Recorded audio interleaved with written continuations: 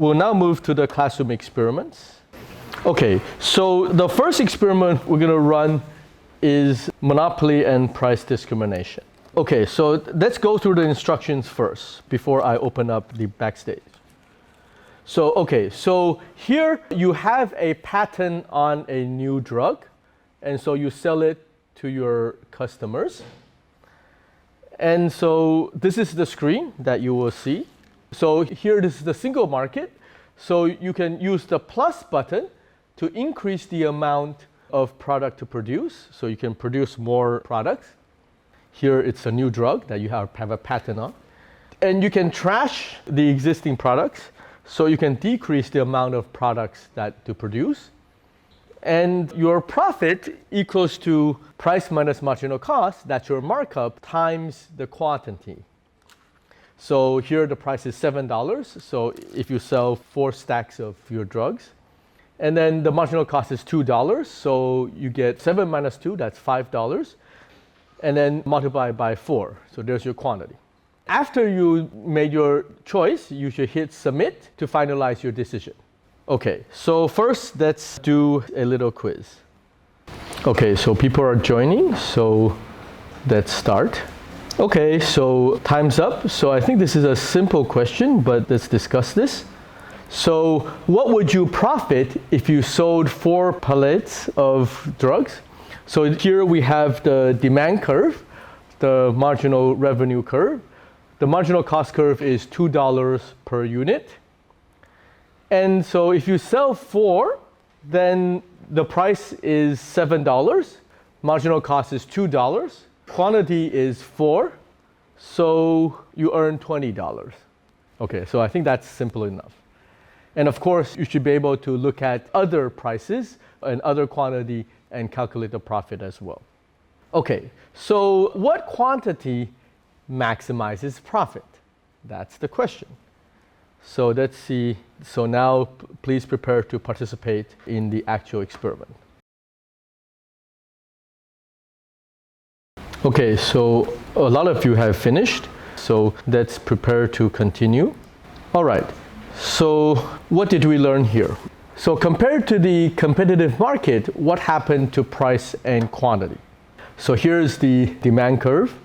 So at a competitive market, so you would price at marginal cost. So the marginal cost here is $2. This gives you a quantity of 24 in the equilibrium quantity, and the price is $2. But compared to that, what do you get in the monopoly? Well, in the monopoly, you want to maximize profit by setting MR equal to MC. And indeed, so where MR equals to MC, you get a quantity of 12, and the price is $5. And so what quantity maximizes profit? Well, where MR equals to MC. That's what we've learned in the chapter of monopoly. And how much profit could be made as a monopolist? Well, so here you have price minus marginal cost multiplied by quantity. And here at this price of $5, marginal cost is $2. So you get a $3 markup multiplied by the quantity of 12, you get $36. So that's the monopoly profit. Of course, if you're not a monopoly, then the question is, would the firms be able to collude and sustain this monopoly price and split the monopoly profit? Okay, so let's look at your results. The X is the medium quantity, and which is at 12. 19 of you got this correct, and the average profit is 26, so it's smaller than 36. So here, the majority of you got it right at 12, but then different people had, oh, somebody got 32. I love this. You're getting negative profits, right? I suppose. Yeah, okay, so that's your result. Let's go back. So concept review. So compared to the competitive market, what happened to consumer surplus? So I think we should go back here and do the concept review. Yes. Okay, so most of you have finished, so let's continue. So compared to the competitive market, what happened to the consumer surplus? So the competitive market here, it's zero profit, but consumer surplus is huge. So 24 times 6 divided by 2, so that's 72. So $72, that's a huge consumer surplus.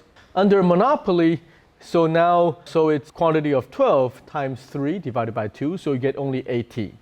So you're shrinking consumer surplus. And how much profit could be made as a monopolist? And so we already saw this, that's $36. And of course, compared to the competitive firm that has zero profit, monopoly is happy. But that means there will loss. So overall market efficiency actually is going down, because it used to be that there's a consumer surplus of 72. Now consumer surplus is 18, producer surplus is 36. So the remaining $18 is there will loss. So here is a review of what we've seen. So you have monopoly over a resource that could create monopoly. So like De Beers used to control 80% of the diamond supply. And there's governmental created monopoly, so legal monopolies like copyrights and patents. So that's giving monopoly rights to certain, like the inventor or the publisher for a certain amount of time. Then there's natural monopolies, which is basically increasing returns to scale. Or you have the average cost curve is downward sloping, so that you find that it's better to have one company to serve the whole market. This happens usually in public utilities. So we saw this in the monopoly chapter. All right.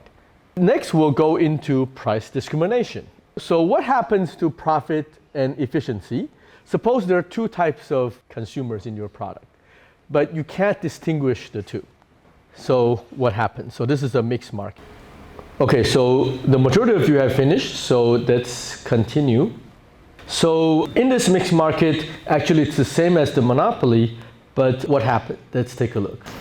Okay, so I think most of you have finished. So we're going to go into the post-game survey. So what are the questions in this post-game survey? First, what profit can a monopoly earn in a market with two types of consumers?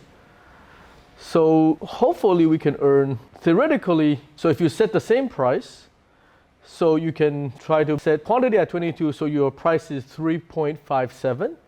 And so you can earn $34.54. So that's if you have two types of consumers. The question here is that, can you try to separate these two? So if you only set one higher price, then you can attract 36. So there's this trade-off here that, so if you set a high price, so here you're only serving the first type of consumers who have a higher willingness to pay. You get a monopoly profit of 36. But if you want to serve more customers, then you get a lower monopoly profit. So consumer surplus here is 18. So if you set this high price, then the problem here is that there's a huge delivery loss, because there's a separate group of people who have a willingness to pay lower than your $5 price. And so all of that is delivery loss. So suppose now you can distinguish between the two consumers. So let's see what would happen to profit and efficiency. So now we'll allow for price discrimination. Okay, so the majority of you have finished, so let's continue. All right, so what happened to profit and efficiency? Let's take a look. So now we can separate the two groups of consumers. So here you have group A's demand curve and marginal revenue and marginal cost, and you have group B's demand curve and marginal cost.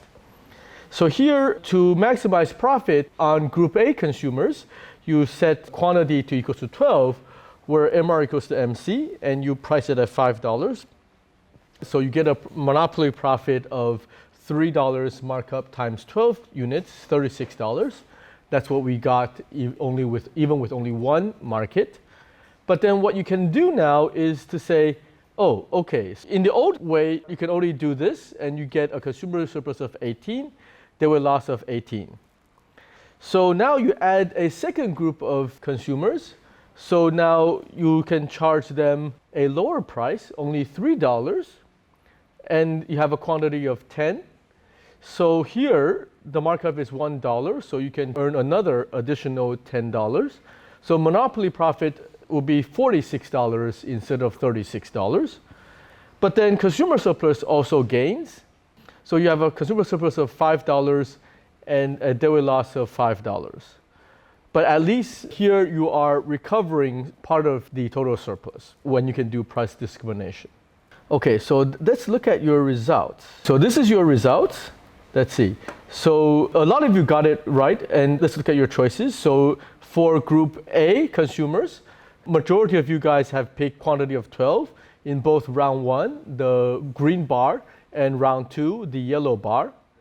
And for the second group of consumers, majority of you picked 10. That's the profit maximizing quantity for this market, both in the first and the second round. Some of you are having fun, some picked 20. Okay, I mean, if you want to do that, fine.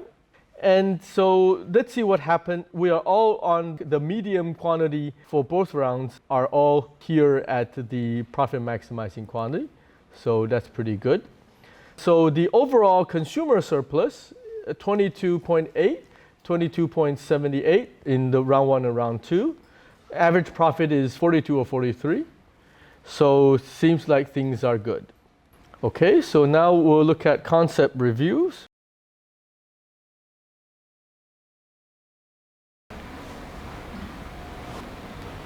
So most of you have already made your choices. Let's continue. So what happened to profit and efficiency? So in the mixed market, you can set only one price. You could try to cater to both groups of consumers or just cater to one. Here you find that setting a high price so that the first group, group A, would buy from you. You get a monopoly profit of $36. Consumer surplus is 18. So total surplus is 54, but you have a $38 deadweight loss. Under price discrimination, you can set a lower price for the second set of consumers so that you can earn another additional $10 in monopoly profit. Consumer surplus also gains because there is a consumer surplus of $5 for the second group of consumers. So total surplus would gain by 15. So deadweight loss is reduced by 15. So in that sense, so what you see here is that, so when you have price discrimination, instead of setting one price for both consumers, you can set a different lower price for the group of consumers who have a lower willingness to pay.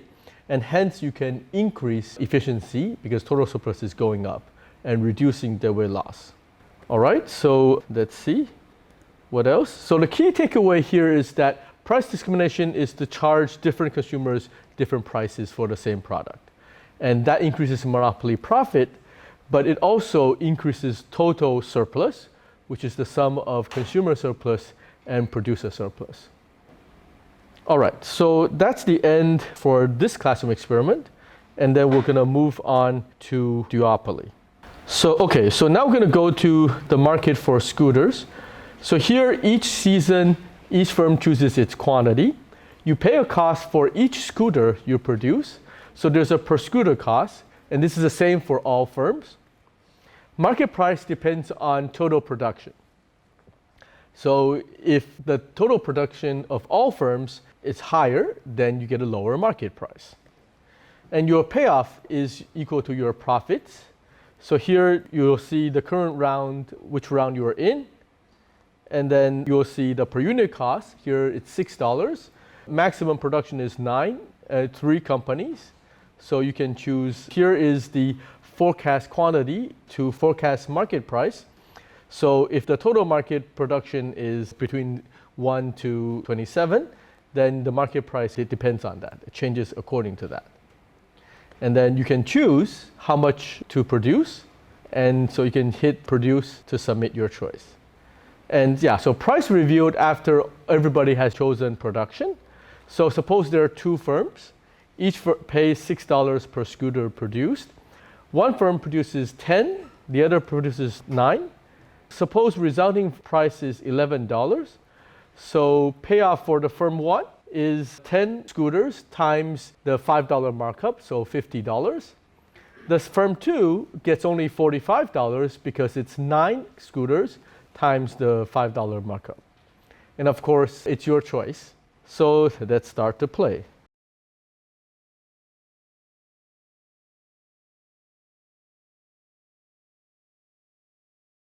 Okay, so I think 80% of you have already made your decisions.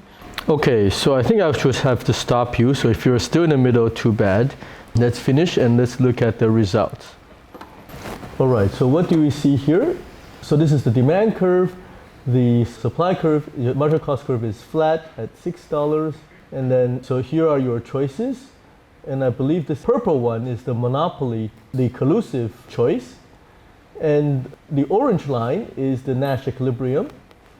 And of course, if you do the competitive, then you are at price at marginal cost. The round one data, you're scattered all over the place. The median here is the X bar here, which is in between duopoly equilibrium and the competitive one, but there are a lot of people who are, too bad, you guys are losing money. This is round one. Let's see. Okay, so we can move on to see round two, where people are moving around. Round three, where now the medium quantity is 10, which is close to the Nash equilibrium already. Round four, round five, round six, round seven, and then now you are really looking like you are converging. Round eight, but then scattering again. Round nine, and round 10. So in the 10th round now you see some interesting patterns. All right, so that's your result. All right, so now let's keep going. So this is a market for course notes. So each firm sells identical course notes. In each term, you simultaneously choose what price, and the lowest price will determine market demand. So what does that mean? So instead of choosing quantity, now you choose price. Why? Because you're selling course notes, say, for principles of microeconomics.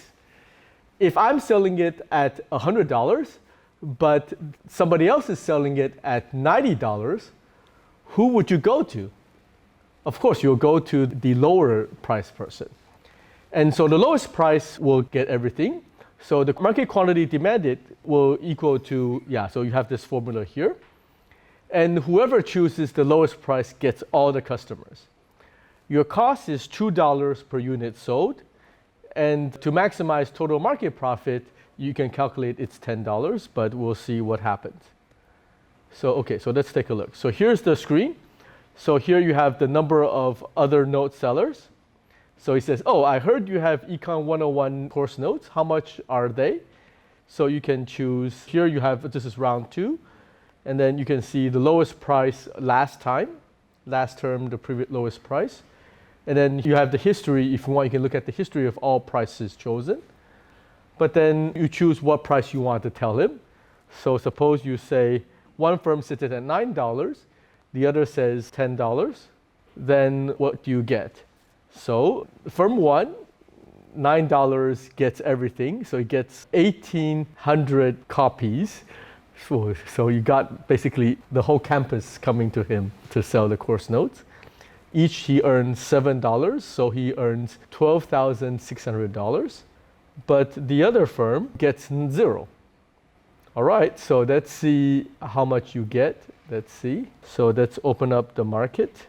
Okay, so I think the majority of the groups have finished. So let me stop the experiment and I'll show you the results. So what we see here on the left is the market price across rounds. So here the blue line is the monopolist price. And then the orange line, dashed line down here, is the equilibrium price. The key thing here is that if you lower the price by a little bit, you get the whole market. So unfortunate case in this duopoly game is that the Bertrand-Nash equilibrium is everybody pricing as close to marginal cost as possible. And so you're earning like peanuts. And indeed, you actually see the price just converging down. Not at the $2 yet, but some are pretty crazy. Yeah. And so if you want to look at of course, the consumers are very happy. So consumer surplus is very high, but producer surplus is crap. Oh, so some groups really have final round price. They collude correctly, but some groups just drop all the way down. So some are pricing pretty high, and some do drop to, 185, that's crazy. Wait, 105? It's like punishing the other guy, right? Oh, 30 cents. Okay, you love that. Actually, here is the actual data, so you can look at the groups. So let's move on. So we've went through a whole bunch of experiments today, from monopoly, price discrimination, and 2 types of duopoly. Now I'm going to move on to another experiment. It's the ultimatum game. So this is preference for justice. So what does that mean? Okay, so let's take a look. So here are the instructions. You're going to join in groups of 2, 1 proposer, 1 respondent. The proposer drags the slider to propose an offer. You can press a button to submit. And if you're the respondent, you can choose to either accept or reject the offer. If you accept, then that's how the money is split. If you reject, both earn 0. Okay, so let's start the pre-game survey. Okay, so I think more than half of you have finished, so we should continue. So how much would the proposer and the responder receive if it's accepted? If it's accepted, the proposer would earn 59, the responder would earn 41. How much would the proposer receive and the responder receive if it's rejected? Well, if it's rejected, both earn 0. So hopefully you got this. So don't hit the reject button without thinking twice. Okay, so now let's actually try to play the game. So now we'll move on to the post-game survey. Now, so the question here is, why might a respondent reject an offer?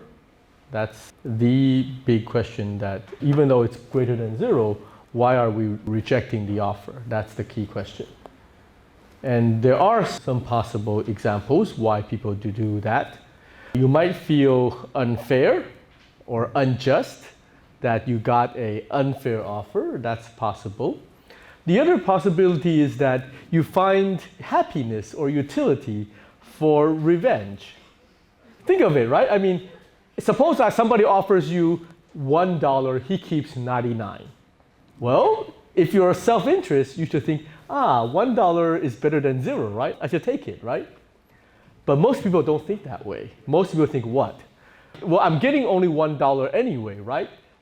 Giving up $1 so that you, XXX whole, does not loses $99, yes. Well, because I spent $1 to punish you for $99, yes.